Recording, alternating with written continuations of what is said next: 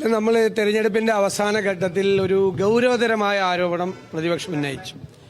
ആ ആരോപണം മുഖ്യമന്ത്രിയുടെ ഓഫീസ് SITയുടെ മീതെ, സ്പെഷ്യൽ ഇൻവെസ്റ്റിഗേഷൻ ടീമിന്റെ മീതെ അനാവശ്യമായി സമ്മർദ്ദം ചെലുത്തുന്നു. അവരുടെ സമ്മർദ്ദം എന്ന് പറയുന്നത് പ്രധാനപ്പെട്ട ആളുകളെ ചോദ്യം ചെയ്യുന്നില്ല, പ്രധാനപ്പെട്ട ആളുകളുടെ അറസ്റ്റിലേക്ക് നീങ്ങുന്നില്ല. അത് തെരഞ്ഞെടുപ്പ് കഴിഞ്ഞിട്ട് മതി എന്നുള്ള നിർദ്ദേശം മുഖ്യമന്ത്രിയുടെ ഓഫീസിൽ നിന്ന് സമ്മർദ്ദമായി SITയുടെ മീതെ ഉണ്ടായിരുന്നു എന്നായിരുന്നു ഞങ്ങൾ ആക്ഷേപിച്ചത്.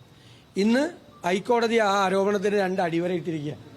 കാരണം പ്രധാനപ്പെട്ട ആളുകളെ, ദേവസ്വം ബോർഡ് അംഗങ്ങളെ അറസ്റ്റ് ചെയ്തില്ല, അവരെ പ്രതി ചേർത്തില്ല, വൻ സ്രാവുകളിലേക്ക് നീങ്ങിയില്ല എന്നാണ്. അതിൽ കൂടുതൽ ഹൈക്കോടതിക്ക് പറയാൻ പറ്റില്ലല്ലോ. വൻ സ്രാവുകളിലേക്ക് നീങ്ങിയില്ല, അതായിരുന്നു ഞങ്ങൾ ആരോപണം ഉന്നയിച്ചത്. അപ്പോൾ തെരഞ്ഞെടുപ്പ് കാലത്ത് CPMന് വീണ്ടും പ്രതിക്കൂട്ടിലാകും എന്ന് മനസ്സിലാക്കിയിട്ടാണ് മുഖ്യമന്ത്രിയുടെ ഓഫീസ് അനാവശ്യമായി SITയുടെ മീതെ സമ്മർദ്ദം ചെലുത്തിയത്. നമസ്കാരം. ശബരിമല സ്വർണ്ണക്കൊള്ള കേസുമായി ബന്ധപ്പെട്ട് സ്പെഷ്യൽ ഇൻവെസ്റ്റിഗേഷൻ ടീം നടത്തുന്ന അന്വേഷണങ്ങളിൽ ഒരിക്കലും ഞങ്ങൾ അതൃപ്തി പ്രകടിപ്പിച്ചിട്ടുണ്ടായിരുന്നില്ല. എന്നാൽ തെരഞ്ഞെടുപ്പ് കാലത്ത് മുഖ്യമന്ത്രിയുടെ ഓഫീസിൽ നിന്നും സ്പെഷ്യൽ ഇൻവെസ്റ്റിഗേഷൻ ടീമിനെ സ്വാധീനിച്ചിട്ടുണ്ട്. അതുകൊണ്ടാണ് വമ്പൻ സ്രാവുകളിലേക്ക് എത്താതെ ആ അന്വേഷണം പിന്നീട് മന്ദീഭവിച്ചു പോയത് എന്ന് ഞങ്ങൾ ചൂണ്ടിക്കാണിച്ചിട്ടുണ്ടായിരുന്നു. അതുതന്നെയാണ് ഇന്ന് ബഹുമാനപ്പെട്ട ഹൈക്കോടതിയുടെ ഭാഗത്തു നിന്നും ഉണ്ടായ നിരീക്ഷണം എന്നാണ് പ്രതിപക്ഷ നേതാവ് VD സതീശൻ മാധ്യമങ്ങൾ കണ്ടപ്പോൾ പറഞ്ഞത്. SIT എന്തുകൊണ്ടാണ് വമ്പൻ സ്രാവുകളെ ഒഴിവാക്കിക്കൊണ്ട് അന്വേഷണം മുന്നോട്ട് കൊണ്ടുപോകുന്നത് എന്ന് ഇന്ന് ബഹുമാനപ്പെട്ട ഹൈക്കോടതി സ്വർണ്ണക്കൊള്ള കേസിൽ അറസ്റ്റ് ചെയ്യപ്പെട്ട് ജയിലിൽ കഴിയുന്ന ആളുകളുടെ പ്രതികളുടെ ജാമ്യഹർജി പരിഗണിക്കുന്ന അവസരത്തിലാണ് ഇന്ന് SITക്കെതിരെ രൂക്ഷമായ വിമർശനം ഉന്നയിച്ചുകൊണ്ടുള്ള പരാമർശങ്ങൾ കോടതിയിൽ ഉണ്ടായത്. ഇത് ചൂണ്ടിക്കാണിച്ചപ്പോഴാണ് മാധ്യമങ്ങൾക്ക് മുന്നിൽ VD സതീശൻ തന്റെ നിലപാടുകൾ വ്യക്തമാക്കിയത്. ഇത് തെരഞ്ഞെടുപ്പിന് മുൻപ് തന്നെ, അതായത് തദ്ദേശ സ്വയംഭരണ സ്ഥാപനങ്ങളിലേക്ക് നടക്കുന്ന തെരഞ്ഞെടുപ്പിന് മുൻപ് തന്നെ SITയുടെ ഈ അന്വേഷണത്തിൽ ചില ക്രമക്കേടുകൾ ഉണ്ട്, അഥവാ അവരെ സ്വാധീനിക്കപ്പെടുന്നുണ്ട്, അവർ സ്വാധീനിക്കപ്പെട്ടിട്ടുണ്ട് എന്നുള്ളതാണ് ഞങ്ങൾ ചൂണ്ടിക്കാണിച്ചത്. മുഖ്യമന്ത്രി പിണറായി വിജയന്റെ ഓഫീസിൽ നിന്നും SITക്ക് മേൽ വളരെ വലിയ സമ്മർദ്ദമുണ്ട്. ഈ സമ്മർദ്ദത്തിന്റെ ഫലമായി തന്നെയാണ് തദ്ദേശ സ്വയംഭരണ സ്ഥാപനങ്ങളിലേക്കുള്ള തെരഞ്ഞെടുപ്പ് വരെ അന്വേഷണം മന്ദീഭവിച്ചത്, അതായത് പത്മകുമാറിന് ശേഷം മറ്റൊരു അറസ്റ്റ് ഉണ്ടാകാതിരുന്നത് എന്നുള്ളത് ഞങ്ങൾ ചൂണ്ടിക്കാണിച്ചതാണ്. വമ്പൻ സ്രാവുകളെ ഒഴിവാക്കിക്കൊണ്ടാണ് ഇപ്പോഴും അന്വേഷണം മുന്നോട്ട് പോകുന്നത് എന്നാണ് ഞങ്ങൾ പറഞ്ഞിരുന്നത്. ഞങ്ങൾ പറഞ്ഞത് കൃത്യമാണ് എന്നുള്ളത് തന്നെ ഇപ്പോൾ ഹൈക്കോടതിയും ശരിവയ്ക്കുമ്പോൾ ഇത് രാഷ്ട്രീയപരമായ ഒരു സ്റ്റണ്ടല്ല, അല്ലെങ്കിൽ രാഷ്ട്രീയപരമായി ഭരണപക്ഷത്തിനെതിരെ പ്രതിപക്ഷം ഉന്നയിക്കുന്ന ആരോപണമല്ല എന്നുള്ളത് പൊതുജനങ്ങൾക്കും വ്യക്തമായിരിക്കുന്നു. എന്തായാലും ശബരിമല സ്വർണ്ണക്കൊള്ളയുമായി ബന്ധപ്പെട്ട് ഇനിയും വമ്പൻ സ്രാവുകൾ കുടുങ്ങാനുണ്ട്. CPMന്റെ സമുന്നതരായ പലരും ഈ കേസുമായി ബന്ധപ്പെട്ട് അകത്തു പോകും എന്ന് തന്നെ ഞങ്ങൾ വിശ്വസിക്കുന്നു. 2018-19 ദേവസ്വം വകുപ്പ് മന്ത്രിയായിരുന്ന കടകംപള്ളി സുരേന്ദ്രനിലേക്ക് വരെ ഈ അന്വേഷണം എത്തിച്ചേരേണ്ടതാണ് എന്ന് തന്നെയാണ് VD സതീശൻ മാധ്യമങ്ങൾക്ക് നൽകിയ അഭിമുഖത്തിൽ പറയാതെ പറഞ്ഞു വെച്ചത്. VD സതീശൻ സ്വർണ്ണക്കൊള്ളയുമായി ബന്ധപ്പെട്ട് ഇന്ന് ബഹുമാനപ്പെട്ട ഹൈക്കോടതി സ്പെഷ്യൽ ഇൻവെസ്റ്റിഗേഷൻ ടീമിനെ വിമർശിച്ചതുമായ ചില കാര്യങ്ങൾ എടുത്തു പറയുകയുണ്ടായി. അതിൽ അദ്ദേഹം നടത്തിയ അഭിപ്രായ പ്രകടനത്തിന്റെ പ്രസക്തമായ ഭാഗങ്ങൾ നമുക്കൊന്ന് കേൾക്കാം. നമ്മൾ തെരഞ്ഞെടുപ്പിന്റെ അവസാന ഘട്ടത്തിൽ ഒരു ഗൗരവതരമായ ആരോപണം പ്രതിപക്ഷം ഉന്നയിച്ചു. ആ ആരോപണം മുഖ്യമന്ത്രിയുടെ ഓഫീസ് SITയുടെ മീതെ, സ്പെഷ്യൽ ഇൻവെസ്റ്റിഗേഷൻ ടീമിന്റെ മീതെ അനാവശ്യമായി സമ്മർദ്ദം ചെലുത്തുന്നു. അവരുടെ സമ്മർദ്ദം എന്ന് പറയുന്നത് പ്രധാനപ്പെട്ട ആളുകളെ ചോദ്യം ചെയ്യുന്നില്ല, പ്രധാനപ്പെട്ട ആളുകളുടെ അറസ്റ്റിലേക്ക് നീങ്ങുന്നില്ല. അത് തെരഞ്ഞെടുപ്പ് കഴിഞ്ഞിട്ട് മതി എന്നുള്ള നിർദ്ദേശം മുഖ്യമന്ത്രിയുടെ ഓഫീസിൽ നിന്ന് സമ്മർദ്ദമായി SITയുടെ മീതെ ഉണ്ടായിരുന്നു എന്നായിരുന്നു ഞങ്ങൾ ആക്ഷേപിച്ചത്. ഇന്ന് ഹൈക്കോടതി ആ ആരോപണത്തിന് 2 അടിവരയിട്ടിരിക്കുക. കാരണം പ്രധാനപ്പെട്ട ആളുകളെ, ദേവസ്വം ബോർഡ് അംഗങ്ങളെ അറസ്റ്റ് ചെയ്തില്ല, അവരെ പ്രതി ചേർത്തില്ല, വൻ സ്രാവുകളിലേക്ക് നീങ്ങിയില്ല എന്നാണ്. അതിൽ കൂടുതൽ ഹൈക്കോടതിക്ക് പറയാൻ പറ്റില്ലല്ലോ. വൻ സ്രാവുകളിലേക്ക് നീങ്ങിയില്ല, അതായിരുന്നു ഞങ്ങൾ ആരോപണം ഉന്നയിച്ചത്. അപ്പോൾ തെരഞ്ഞെടുപ്പ് കാലത്ത് CPMന് വീണ്ടും പ്രതിക്കൂട്ടിലാകും എന്ന് മനസ്സിലാക്കിയിട്ടാണ് മുഖ്യമന്ത്രിയുടെ ഓഫീസ് അനാവശ്യമായി SITയുടെ മീതെ സമ്മർദ്ദം ചെലുത്തിയത്. ഞങ്ങൾ അപ്പോഴും SITയിൽ അവിശ്വാസം പ്രകടിപ്പിച്ചിട്ടില്ല, ഞാൻ ഇപ്പോഴും പ്രകടിപ്പിക്കുന്നില്ല SITയിൽ. കാരണം ഹൈക്കോടതി നിയോഗിച്ചൊരു ടീമാണ്, നല്ല ഉദ്യോഗസ്ഥരുടെ ടീമാണ്. ഞങ്ങൾക്ക് അവരുടെ സത്യസന്ധതയിലോ ഇന്റഗ്രിറ്റിയിലോ ഒന്നും സംശയമില്ല. അവർക്കത് ചെയ്യാൻ പറ്റും.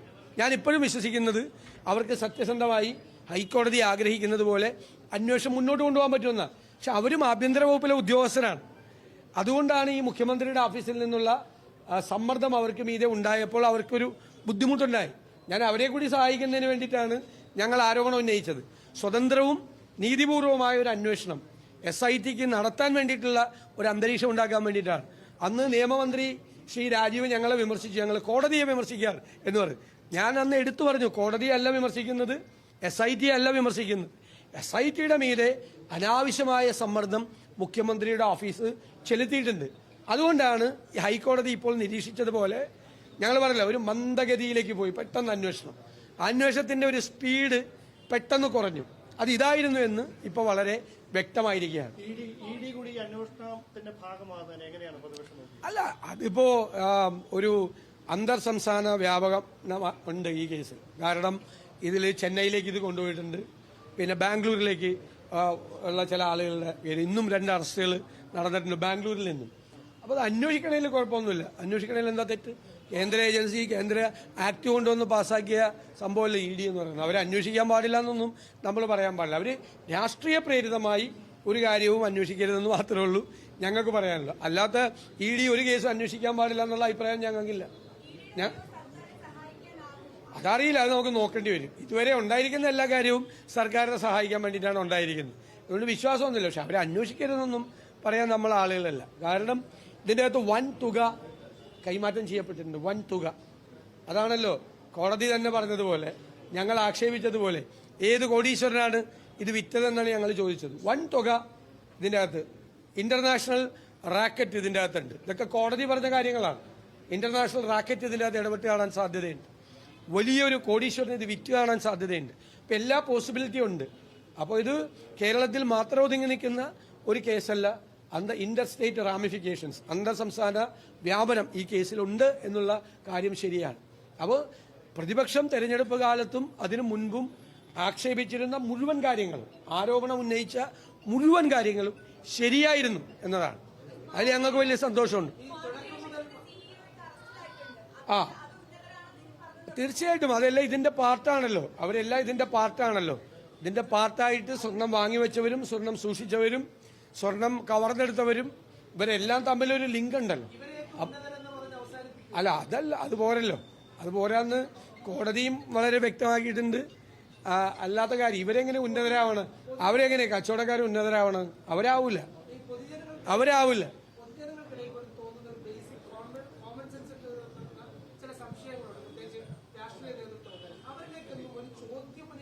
അല്ല, അതാണ് നമ്മൾ ഉന്നയിച്ച പ്രധാനപ്പെട്ട കാര്യമാണ്. അന്നത്തെ കോടതി അത് പറഞ്ഞിട്ടുണ്ട്. കാരണം പ്രധാനപ്പെട്ട ആളുകൾക്ക് അറിയാമായിരുന്നു ഈ കവർച്ച നടന്നത്. അപ്പൊ ഞാനത് പറഞ്ഞല്ലോ, അന്നത്തെ ദേവസ്വം മന്ത്രി ഉണ്ണികൃഷ്ണൻ പോറ്റിയായിട്ട് ബന്ധമുണ്ടായിരുന്നു. ഈ മൊഴികളിലൊക്കെ ഉണ്ടാവും. അതുകൊണ്ട് അദ്ദേഹത്തെ കൂടെ ചോദ്യം ചെയ്യണമെന്ന് നമ്മൾ ആവശ്യപ്പെട്ടതാണ്. ഉന്നതരായ ആളുകളെ കൂടി ചോദ്യം ചെയ്യണം. ഇത് എവിടം വരെ പോകുമെന്ന് നമുക്കൊന്ന് നോക്കണം. തീർച്ചയായും. അല്ല, ഞാൻ കരുതുന്നത് ഉറപ്പായിട്ടും സത്യസന്ധമായി നീതിപൂർവമായി അന്വേഷണം നടത്തിയാൽ അവിടെ അതിന്റെ അപ്പുറം പോകും.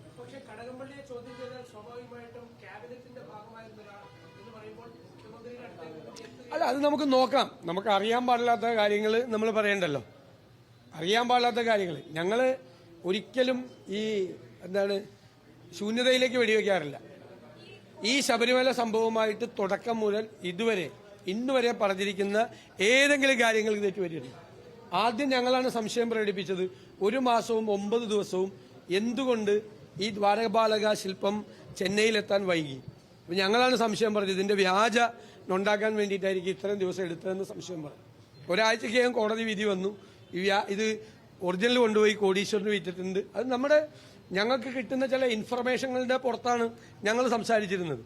ഇപ്പോഴും എനിക്ക് കിട്ടിയ ഇൻഫർമേഷന്റെ പുറത്താണ് മുഖ്യമന്ത്രിയുടെ ഓഫീസിൽ നിന്നും വലിയ സമ്മർദ്ദം.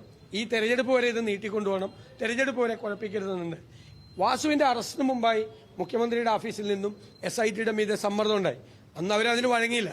അപ്പൊ അവരെക്കുറിച്ച് ഞാൻ ഇപ്പോഴും പറഞ്ഞല്ലോ, SITയെ കുറിച്ച് ഒരു അവിശ്വാസം ഇപ്പോഴും പ്രകടിപ്പിക്കുന്നില്ല. കാരണം കോടതിയുടെ മേൽനോട്ടത്തിൽ നടക്കുന്ന, അവരെ കൊണ്ട് അത് പറ്റും. നല്ല ഉദ്യോഗസ്ഥരുടെ ടീമാണ്, അവരെ കൊണ്ട് പറ്റും. അവരെ ബുദ്ധിമുട്ടിക്കായിരുന്നാൽ മതി. SITയുടെ കാര്യത്തിൽ ഈ മുഖ്യമന്ത്രി ഓഫീസിൽ സമ്മർദ്ദം ചെലുത്തുന്നതാണോ ഈ പഴയ ദേവസ്വം ബോർഡ് പ്രശാന്തിലേക്ക് പോലും ഇതിൽ അന്വേഷണം എത്തുന്നില്ല? ഹൈക്കോടതി ഇടക്കാല ഉത്തരവിൽ പ്രശാന്തിന്റെ റോളിനെ പറ്റി ചൂണ്ടിക്കാണിച്ചിട്ടുമുണ്ട്. അതാണ് ഞാൻ പറഞ്ഞത്. പിന്നീട് ഈ തെരഞ്ഞെടുപ്പ് കാലം ആയതുകൊണ്ട് ഒന്നിലേക്കും പോകണ്ട എന്നുള്ള സമ്മർദ്ദമാണ് ഉണ്ടായത്. ഈ ദേവസ്വം ബോർഡിനെ കുറിച്ച് കഴിഞ്ഞ ദേവസ്വം ബോർഡിനെ കുറിച്ച് എന്താ പറഞ്ഞിരിക്കുന്നത്?